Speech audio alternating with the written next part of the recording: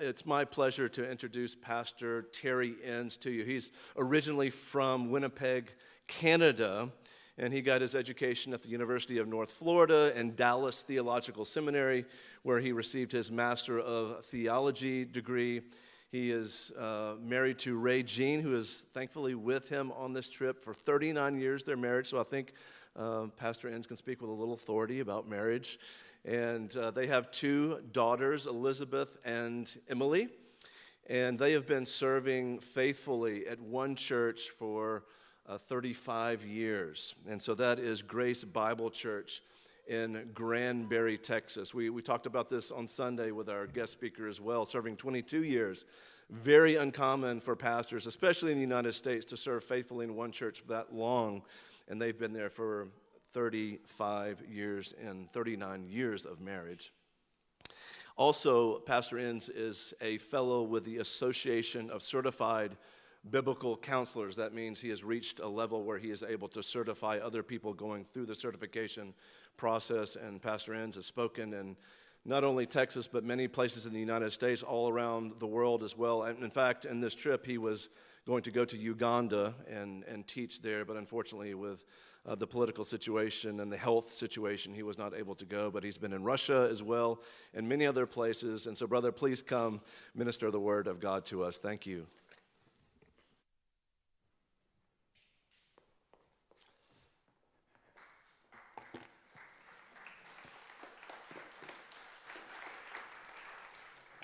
Thank you, Brother Jonathan. It's such a delight to be with you this evening, this weekend. Jonathan and I were trying to remember when our church started to support his ministry, and he couldn't remember and I couldn't remember, so we've been friends for a long time. And it's been an unforgettable relationship. That's a joke. We actually go back longer than that, though. He went to school with our associate pastor. Our associate pastor served with me at that church 24 years. And they went to school together a long time ago, and it's just been a sweet providence to bring our lives together these last few years, and just so very, very thankful to be here. Well, what we want to do this weekend is talk about marriage, and we've been married 39 years, and that's given us lots of opportunity to learn lots of lessons and relearn lots of lessons. In fact, we just had our 39th anniversary about 3 weeks ago, and about 2 weeks ago we had significant conflict over some issue, and we got to practice what we are going to be preaching about this week. So you don't reach a place where you say, well, I'm done, I've got it all under control, and we'll just put it on cruise and roll down the road. It's something that we are constantly working at.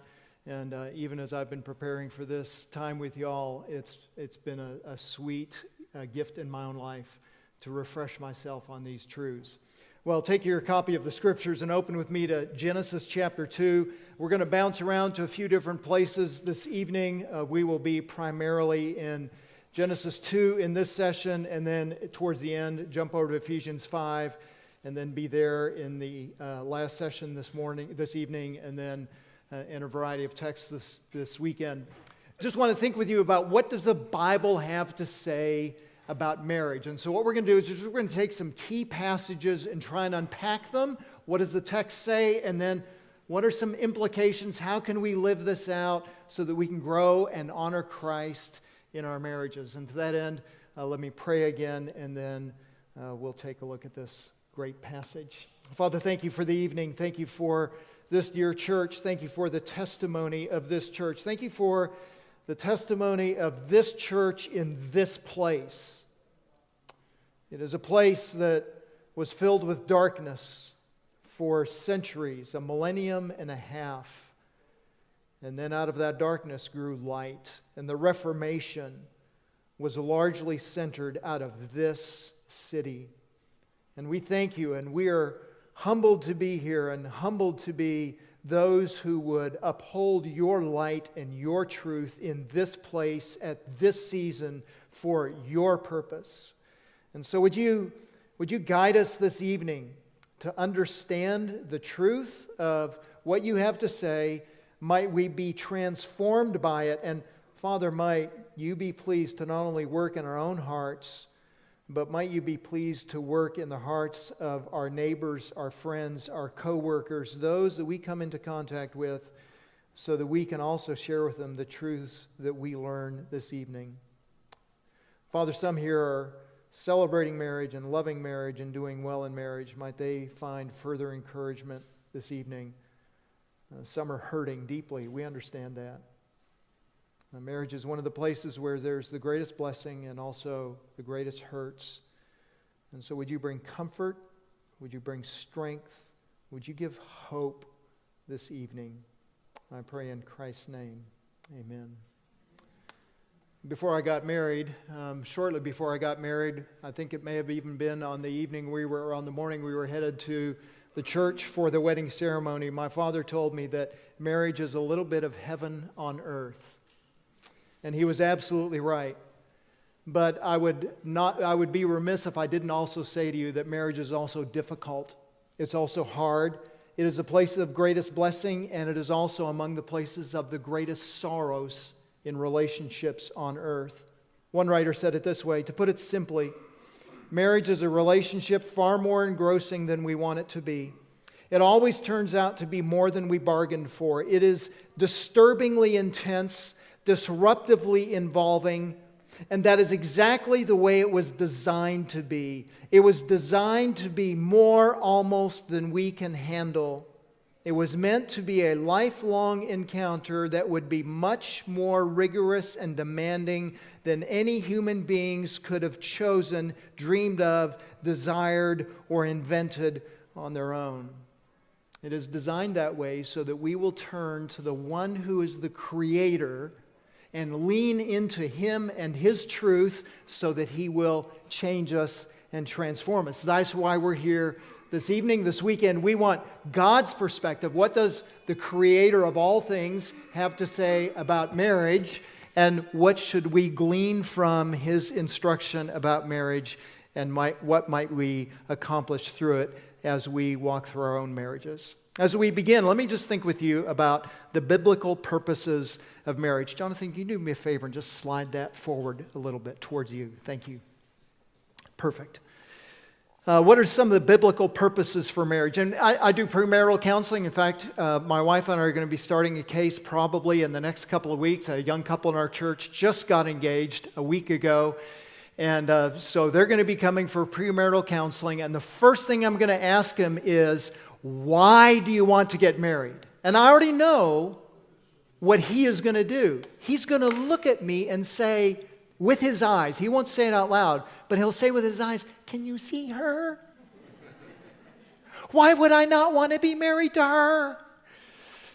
There are a variety of reasons, though, that people get married. Some get married for companionship and friendship. I remember when we were first freshly married, and we were just a few weeks married, and we'd gone out for the evening. We were coming back, and I got to take my best friend home with me. And it was right in the sight of God. Do you remember that?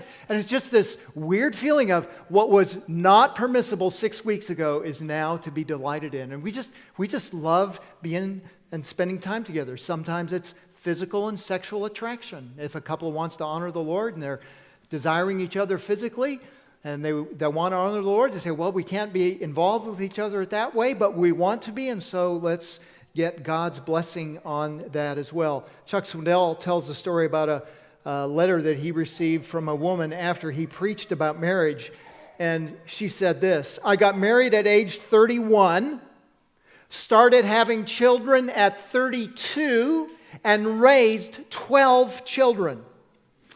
I didn't worry about getting married. I left my future in God's hands, but I must tell you, every night I hung a pair of man's pants on my bed and knelt down to pray this prayer. Father in heaven, hear my prayer and grant it if you can. I've hung a pair of trousers here. Please fill them with a man. So we understand that desire. Convenience. Some people get married for convenience, perhaps for financial convenience or logistical convenience. Others to get away from difficult kind of relationships. Others get married because of what's in it for me. Paul Tripp, one of his books, it's not from this book that he writes this, but one of his books is over there. he says this, "When I got married, I did what every other groom does. I repeated the vows to my wife that said I would love her sacrificially all the days of my life." Who was I kidding? I look back and see how little I understood what I promised. What I was thinking to a large degree was, this is great. I love me, and now you will love me. My love was very shallow. It only took a few days of marriage to figure that out, and God had plans to use my wife and children to show me just how shallow my love was and to help deepen it as I saw how much I needed to grow. So those are some popular reasons why people get married. Let's look at some biblical reasons. Let me turn you to Genesis chapter 2. The fundamental purpose of marriage is to be an agent of God's grace and love to another person in the most intimate and selfless ways possible. The fundamental purpose of marriage is to be an agent of God's grace and an agent of God's love to another person in the most sacrificial and intimate way possible. Now, as we come to Genesis chapter 2, you're familiar with the story. God has created Adam, and Adam's there in the garden and by himself, he and the Lord. And it says in verse 18, the Lord said, "It is not good for the man to be alone." And so God designed a set of circumstances by which he brought a woman to Adam to complement him for companionship. He's alone. And God said it's not good for him to be alone. He needs somebody to come alongside. It's legitimate to get married to address aloneness and loneliness, not as an ultimate end, but as a secondary end. Our ultimate completion or our ultimate sense of satisfaction for aloneness is our fellowship with the Lord, but the Lord often gives us companions here on earth, and that was part of his design for Adam. He also brought him a complementary partner. I love this part of the story. The Lord said, "It's not good for the man to be alone. I'll make him a helper suitable to him." And out of the ground the Lord formed every beast of the field and bird of the sky. Can you imagine? Adam's on the scene and he's just seeing all these animals. And they're all there in the garden. He sees them all. And God brings them to the man to see what he would call them. So God gives dominion to Adam over creation. And part of that dominion is he identifies them and gives every one of them a name. What's he going to call them? And whatever he called the living creature, that was its name. And the man gave names to all the cattle and all the birds of the sky and every beast of the field. Notice what God says, "But for Adam, there was not found a helper suitable for him." Now, Moses isn't explicit when he writes it, but here's what's going on. Two cardinals come in, and he goes, "Male cardinal, female cardinal. Y'all get out of here." Two elephants come in, he goes, "African elephant, male, African elephant, female." Giraffes, Indian elephants, alligators, ants, scorpions, and he's going male, female, male, female, male, female, male, male, female, male, female, male, female, male, female. And God, as he brings every single animal past him, is reinforcing to Adam that there's no one to complement him. And he's making him aware that for even the fellowship that he has with the Father, that God has designed something in creation that even the animal kingdom has at some level that he is missing. And he wants him to feel that need that he is alone. So he brings to Adam someone who will help him. And they come together to complement one another. So they complement one another in what ways? They complement one another cognitively or intellectually. They complement one another with emotions and feelings. They complement one another in social interaction and relationships and in work, in spiritual life. They complement one another physically or sexually with ambitions, trials, struggles. In all of these ways, She's coming alongside to minister alongside him and complement what God had designed in creation. They also are come together biblically for marriage for the production of children. We don't see that in chapter 2. We do see it in chapter 1. God said, "Let us make man in our image according to our likeness, and let them rule over the fish of the sea and the birds of the sky and the cattle of the earth, cattle over all the earth, and over every creeping thing that creeps on the earth. And God created man in his own image, male and female. He created them, and God blessed them and said, 'Be fruitful and multiply the earth and fill it and subdue it.'" Children there are seen as the natural product of the marriage relationship. Now we understand, we read our Bibles and we understand that God in His sovereignty sometimes closes the womb of the woman so that children don't become a product of the marriage. And we understand that that's under His sovereign control. But we also see that children are a norm in most marriages. God will bring about children and will have that as part of the marriage relationship. They're seen as normative. The Bible doesn't make a case for saying, should you have children or not, should you not have children. It assumes that you will have children. Just like the Bible assumes that God exists, the Bible assumes that married couples will have children. It's a natural part of it. There's also custodianship. So in verse 26, right, they rule over the fish of the sea, the birds of the sky, etc. Verse 28, again, fill the earth, subdue it, rule over it. So there's a responsibility to engage in process of stewarding what God has given to them in creation. Husband and wife work together on that. There's also contentment. That's not explicit in this text. We're going to get to it a little bit. There's going to be a hint at it in verse 25 of chapter 2. The man and his wife were both naked and they were not ashamed. So that's that physical union. They're coming together sexually. They're also contented sexually in fulfilling their sexual duties to one another. We find that especially, and we'll look at this tomorrow afternoon, 1 Corinthians chapter 7. You can think starting in verse 1, but particularly think about verse 9 in that context. And then we'll talk more about this a little bit later today, and then we'll tease it out more as we talk about role of husband this evening, and then role of wife tomorrow. Characterization, that is, marriage is designed to be something much more than you.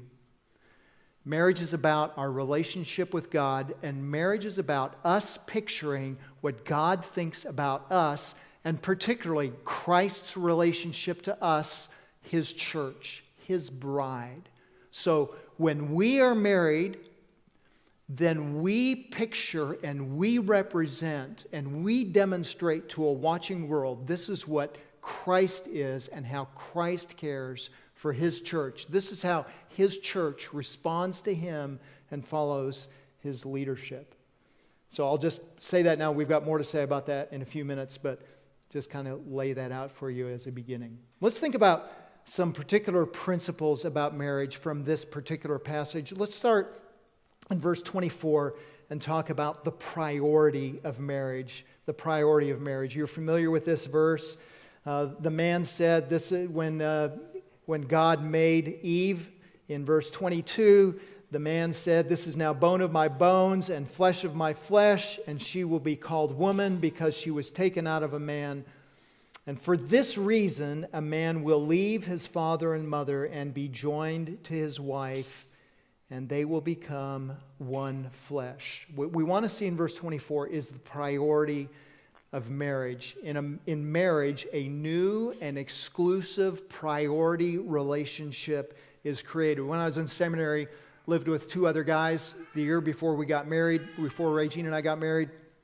And right as we were getting engaged and moving towards marriage, I remember talking to one of the roommates, and he just lamented, every time one of my buddies gets married, they all kind of leave me in the dust, and they just forget that I even exist, and they don't care about singles anymore, and he just kind of lamented that.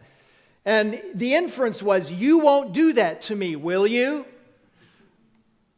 Well, I didn't forget about him. but I did have a new priority relationship that meant that I couldn't hang out with him in the evenings the way that I could previously. That the new relationship superseded that relationship with him. And I say that without any apology. It must supersede that relationship.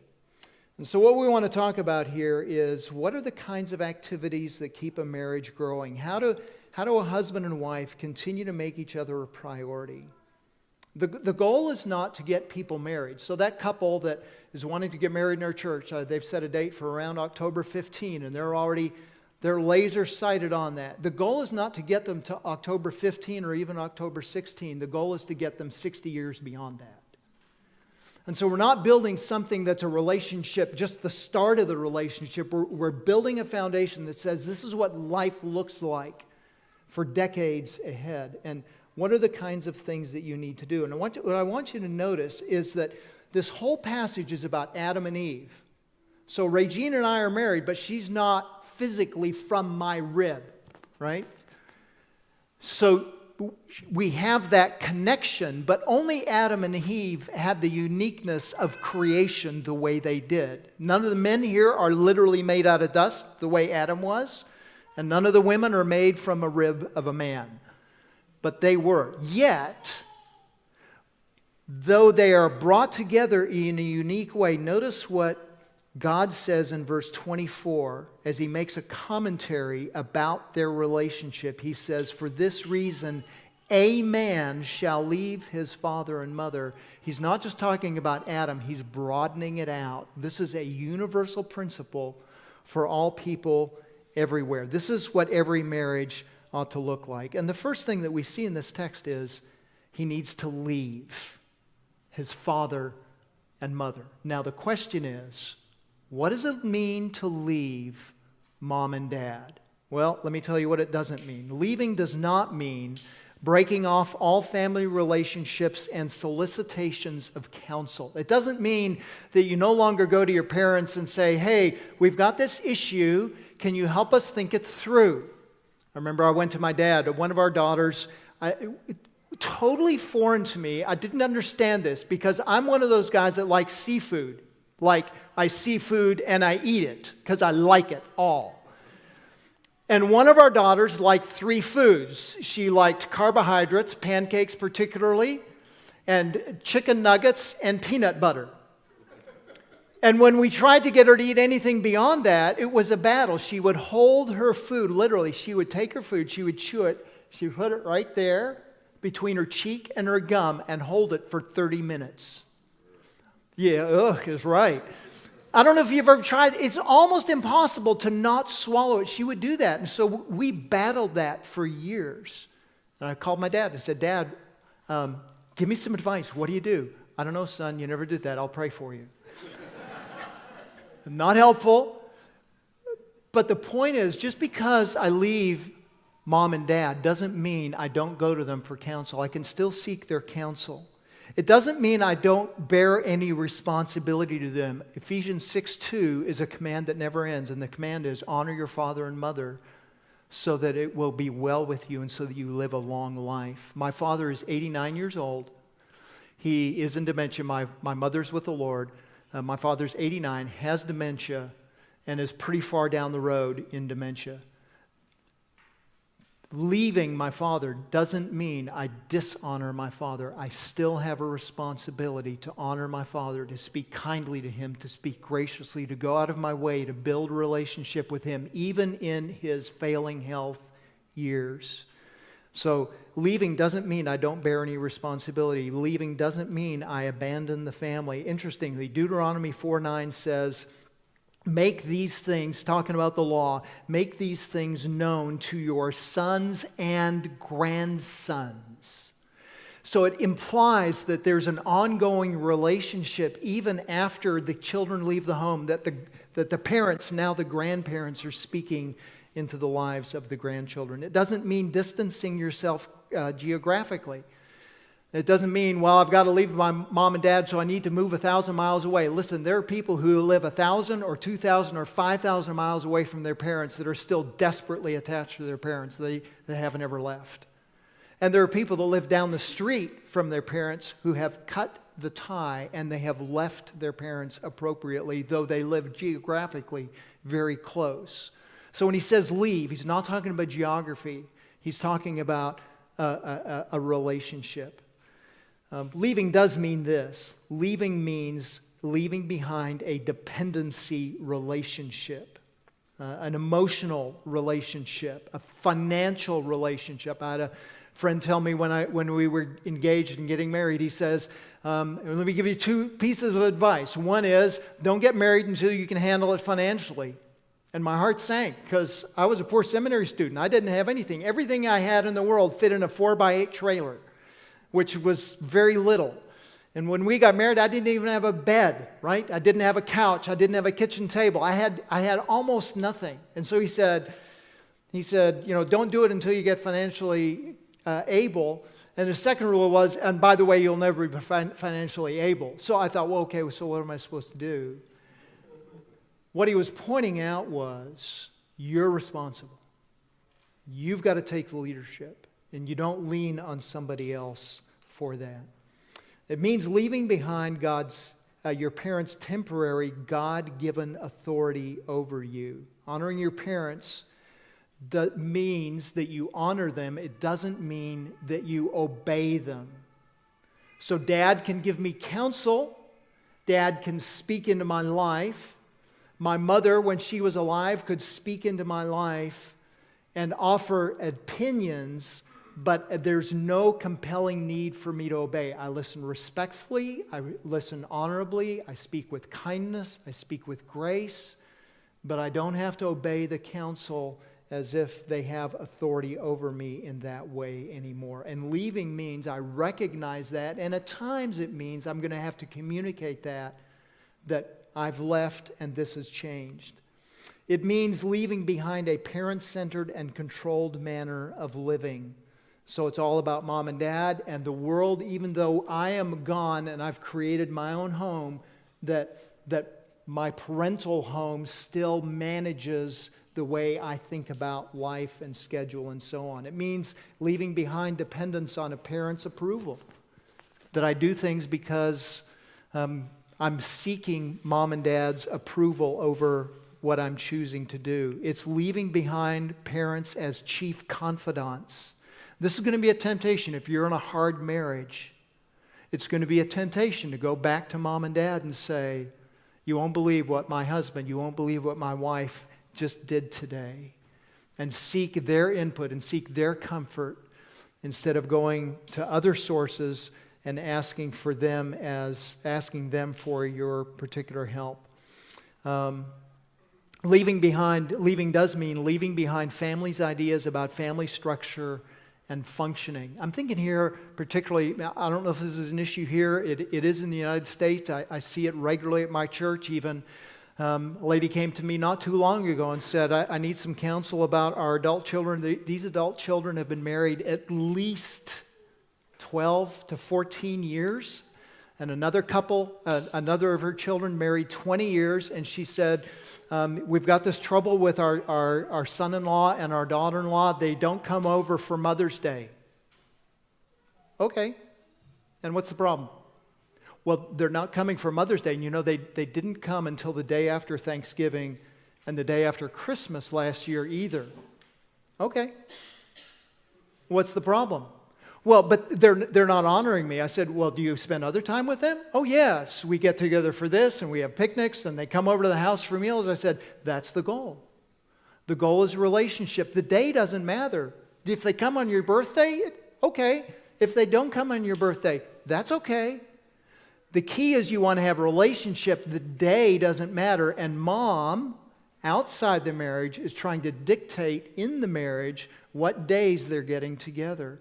And that's the kind of thing that a couple needs to wisely leave and say, no, Mom, we have our own home. We're going to do this. We will honor you. We will spend time with you. We'll interact with you. We'll build a relationship with you. We'll cultivate that. But it may not be always on the days that you want. We'll do that as much as we can, but we're leaving and creating our own home and our own practices and our own habits. That's leaving. Along with leaving, though, notice that he also says that a man is joined to his wife. My text says joined. Others say something like hold fast or cling. The idea of joining or holding fast or clinging means to adhere to someone or something. The book of Ruth actually uses it for two pieces of metal being joined together through a welding process. So they're welded together so that what was two separate entities are not now brought together in a very particular way with the strongest of bonds that can't be broken. And what that practically means is your spouse is first.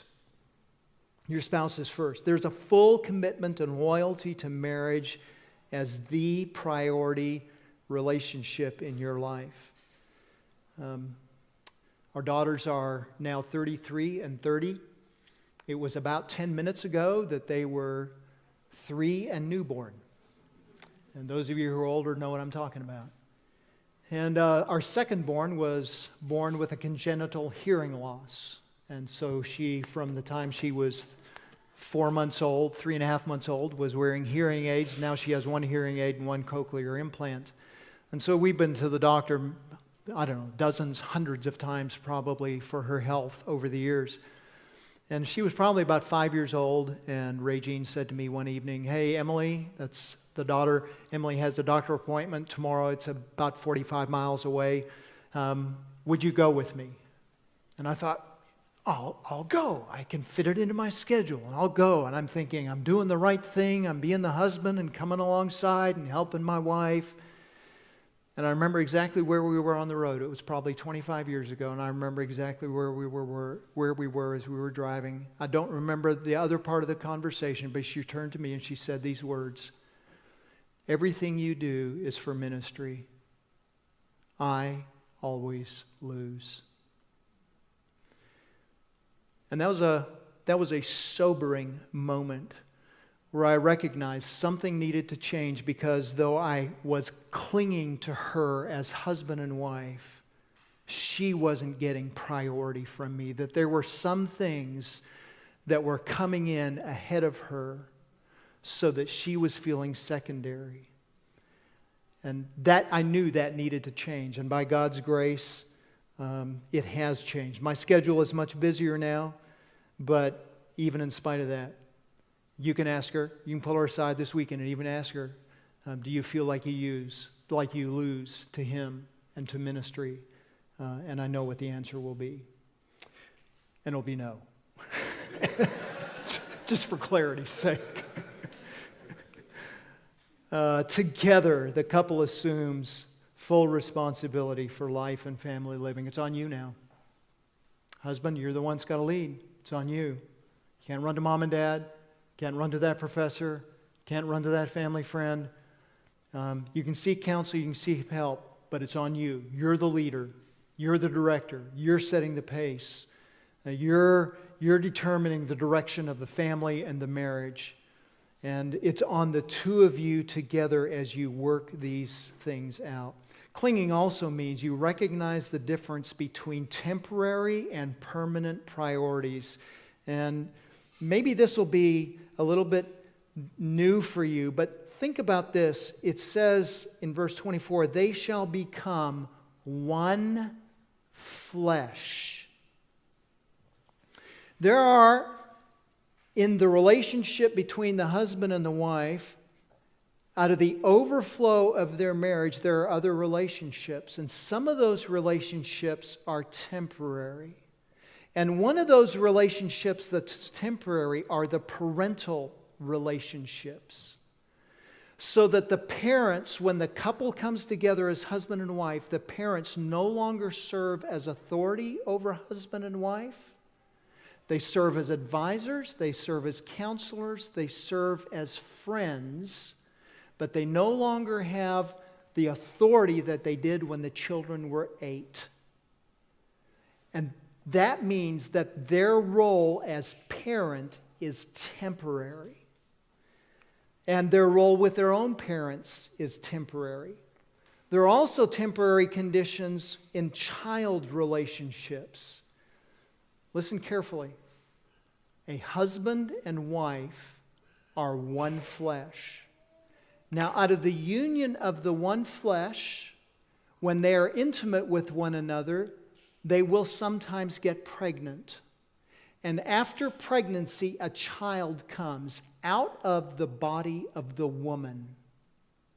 And that child is not one flesh with her mom or his mom. They do not have a one flesh relationship, even though that child biologically comes out of the mother. The one flesh relationship, the priority relationship, is husband and wife. This is critical because some of you are living in second or third marriages and you have blended families, and there's always a question: what do we do about the stepchildren? How do the children relate? How do the biological children relate to mom? Or how do the biological children relate to dad? And who gets priority? And it is very common that the biological parent will say, this is the priority relationship. I had an email this week from someone I counseled several years ago, and they're now in divorce court, and they're in divorce court because this was one of the major issues between them. That there was a child from a previous relationship that superseded the husband-wife relationship. Listen, if you're in a second or third marriage, you're one flesh with that spouse, and that spousal relationship supersedes the child relationship. The child relationship is a temporary condition. There is a permanent condition, and it's called the marital relationship. That is unending. Friends, don't sacrifice the permanent on the altar of the temporary. Don't let those temporary relationships supersede the permanent relationship. We love our children.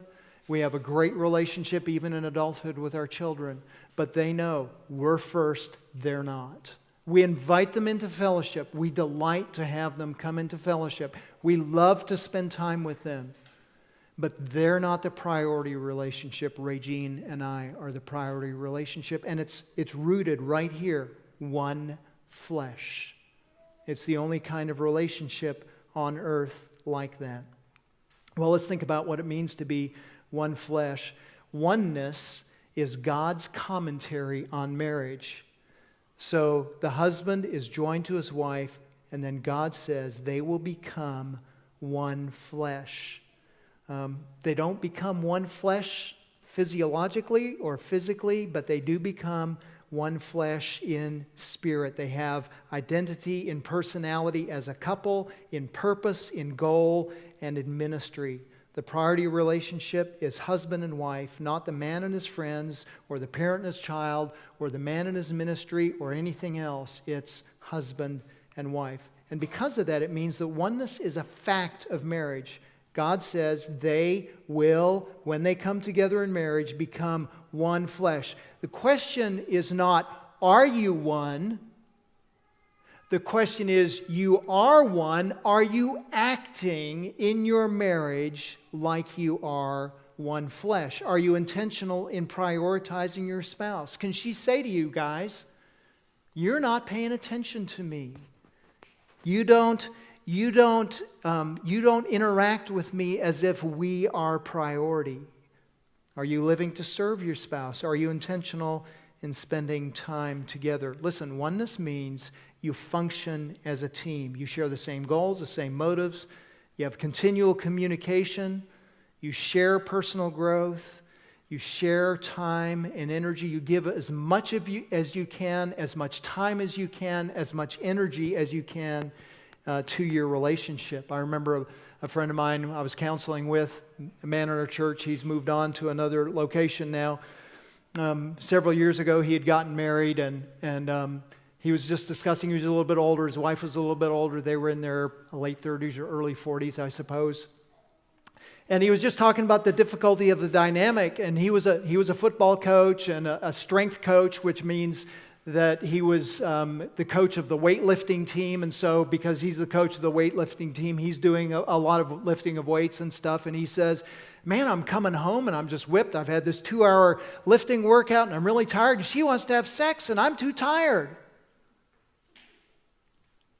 And I don't have time to give her. And she keeps coming after me and she wants sex and I don't have the energy for it. I said, man, a really simple solution. What's that? You need to save some energy for her.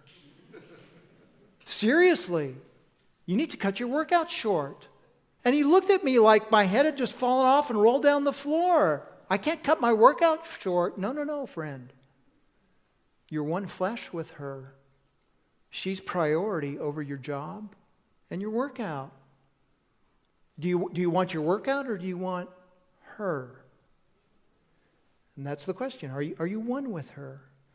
And because we're a team, the husband leads, but he's careful about leading where she's cautious, she's resistant, or where it goes against her conscience. He's constantly working with her to lead her in a way that they're working together. So here's the question. Are you working with each other or are you working against each other? Do you cooperate in every aspect of marriage?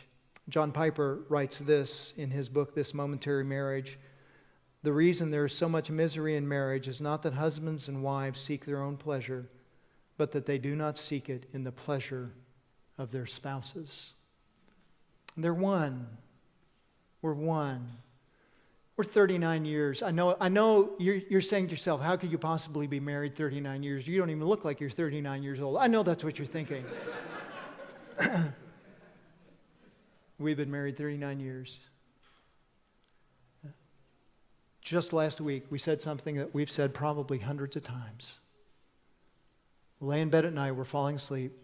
She'll grab my hand or I'll grab her hand. And she'll say, I just love being married to you.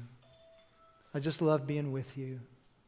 And that's that oneness. You come together and you share everything about life. And I remember going in thinking, what's it going to be like? We're going to run out of things to say after 6 months. And 39 years, we haven't run out of things to say. And we still delight in one another. That's oneness. And you're building into that and you're intentional. Oneness also means permanence. The couple is one, and they don't become not one. Jesus in Matthew 19:6 makes a reference to this verse to make a point about the permanence of marriage. He says in Matthew 19:6, so, after quoting this verse, he says, so, they are no longer two, but one flesh. What therefore God has joined together, let no man separate. And that means people on the outside should never be working against the couple on the inside and saying, you all need to break apart. And those who are inside should never be saying, maybe we need to dissolve this thing. I know there are acceptive clauses, there are reasons why some people move aside. The norm, the expectation, the direction that God has designed is one man, one woman for lifetime together. That's a long time. Yeah, it's really sweet. The goal is permanence, stability. Jesus says, God put it together. Don't let any man, those inside the marriage or those outside the marriage, work to drive it apart. And so that means that we're always going to be working to say, what can we do to help them stay together, to help them hold together? Because we're one, it means resolving conflict is never a matter of if we resolve the conflict. It's always a matter of how we resolve the conflict. And there's been more than one occasion when Regina and I have been in conflict, and I've just said to myself something like, Terry, you're going to have to go to her, and you're going to have to admit the fault and acknowledge that you sinned against her. So just do it now rather than waiting another 4 hours and making it worse. And get it over with and seek her forgiveness, because you have to fix this. It's not a matter of, well, there's an option not to fix it. No, the option is to fix it. Listen to what one writer says. One thing that is very important to know in marriage is that there's always a way out. And the way out is not divorce. No, the way out in a marriage, no matter how bad things may get, is simply to put everything we have back on the line, our whole hearts, our whole lives, just as we did the moment we took our vows. We must return to an attitude of total abandonment, of throwing all our natural caution and defensiveness to the winds and putting ourselves entirely into the hands of love by an act of the will. Instead of falling into love, listen, instead of falling into love, we may now have to march into it. And that's the point. It says, Piper says, it's about covenant keeping. And then out of the overflow of that keeping of the covenant and that resolve to be one, that oneness is expressed in sexual intimacy. And the man and his wife were both naked, and they were not ashamed. They're at ease, and they're comfortable with one another in every sense. Now, sex is not the most important component to a marriage. Notice that as he talks about the couple coming together, the instruction about marriage comes at the very end, and it's very subtle, it's very short. But it comes at the end of talking about the marriage commitment and the marriage relationship. So it's important, but it is not the most important component to marriage. We'll talk about it more tomorrow. Intimacy in marriage should be regular. It should be mutually satisfying. And what I've found over the years is that it is not the thing that causes conflict between couples, but it is the measurement of conflict between couples. Because most can't come together physically when they're in conflict in an unresolved way. And so the fixing, sometimes they'll end up for long seasons where they're not intimate with one another. A month, 6 months, a year. A couple I had many years ago now, 20 years of marriage, and more than 10 of those years they were celibate. And he was ticked off. And God worked an amazing miracle in that couple's life. If we have time, I'd love to tell you the story. It's my favorite marriage story. God worked an amazing thing. Well, they didn't come in, and I didn't say, well, hey, the problem is sex. You guys need to go home and have sex. They did, but not then. Their lack of intimacy was a reflection of all the other problems that they were having and that they were in conflict over. And when we addressed those things, then about 2 to 2.5 months later, I was able to tell them, okay, your homework this week is to go home and have sex. And they went, really? Yeah. And I came back the next week and said, so, homework check. How'd you guys do? Yeah, we had sex. Great! Maybe more than once. Great! But they could do it after they'd come back together to reflect their oneness. Oneness is an expression, or sexuality is an expression of their oneness in marriage. Now, I'm out of time. I have 1 minute, so turn with me to Ephesians chapter 5. Ephesians chapter 5, and let me just give you something really short. I want you to see the picture of marriage, and we're going to talk a bunch about Ephesians 5 in the next session, and then again tomorrow. But I want you to see this at the end of the chapter. Marriage is a picture. I mentioned this a little bit earlier. Marriage is a picture of our relationship to Christ. The husband portrays Christ. You want to see what Christ looks like? You ought to be able to look at any husband and say, that's what Christ is like to his bride. That ought to weigh, guys, that ought to weigh heavily on you. So that you can say to your children, I can show you what Christ looks like by looking at me and how I treat your mom. And those of you who have positions of leadership in the church, same thing. Church asks you, what does Christ look like? Look at me, right? So the husband portrays Christ. Well, the wife also portrays the church. How does the church relate to Christ? What does the church think about Christ's commands? What does the church think about how she serves her Savior? Well, look at the wife and see how the wife relates to her husband. And then I want you to notice one last thing. We're going to talk about those things in much more length. But notice this. At the end of Ephesians 5, he says in verse 31, he quotes from Genesis 2, "For this reason a man will leave his father and mother and be joined to his wife. The two will become one flesh." This mystery is great. And the question among commentators is always, what's the mystery? Well, a mystery biblically is something that's been hidden before and now is being revealed. So if it has been known previously, then it's not a mystery. Now, it may be unique in how it works, it may be unique in how it functions, but it's not an unknown. And Paul is saying, I'm exposing to you something new about the marriage relationship. Well, way back in Genesis 2, we knew that husband and wife coming together in relationship means they come together as one flesh. So when he says this mystery is great, he doesn't mean it's a mystery that a man and a woman come together and become one flesh. That's not new. We've known that since Genesis 2. What's the mystery? The mystery is that the husband and the wife reflect Christ and the church. That's what he says at the end of verse 32. I'm speaking with reference to Christ and the church. The marriage relationship is a picture of the gospel of Christ. And because of that, the marriage relationship ought to be grace-filled. It ought to be filled with generosity of the gospel. It ought to be filled with confession, just like the church repents to Christ, and the expression of forgiveness, even as the church experiences the forgiveness of Christ.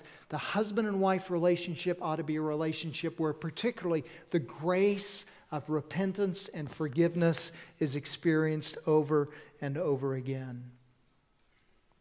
Because of that, that means that sin is not always bad in a marriage. I used to tell people, I've said I don't know how many times over the years, it never really bothered me when my wife and I were in conflict in front of the children, because that gave them an opportunity to see what does repentance look like and what does forgiveness look like.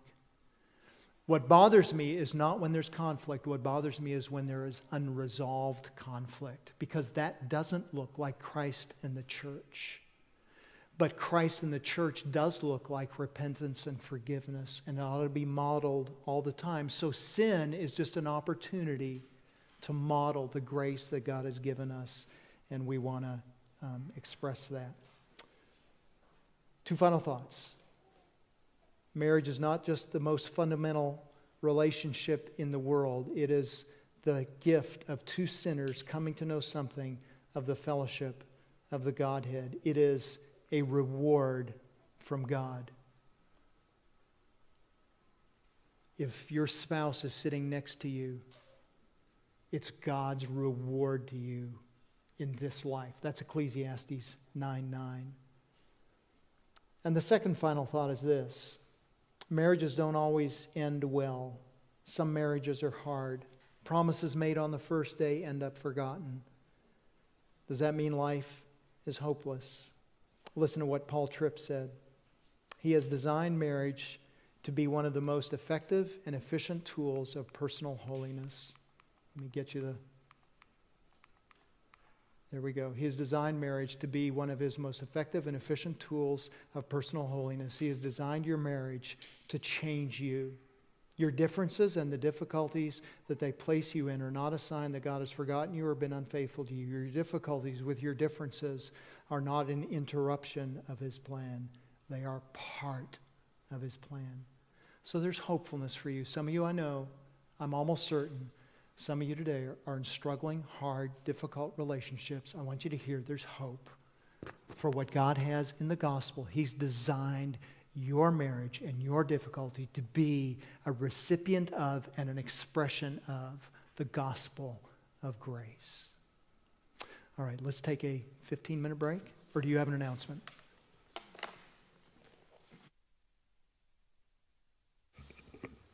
Well, thank you, Pastor Enns, for the God's plan for marriage, which is really the foundation for everything that's going to come after it. And after the break, men, buckle up, because it's biblical manhood. And if I have a hint of what's coming, I think we're all going to be challenged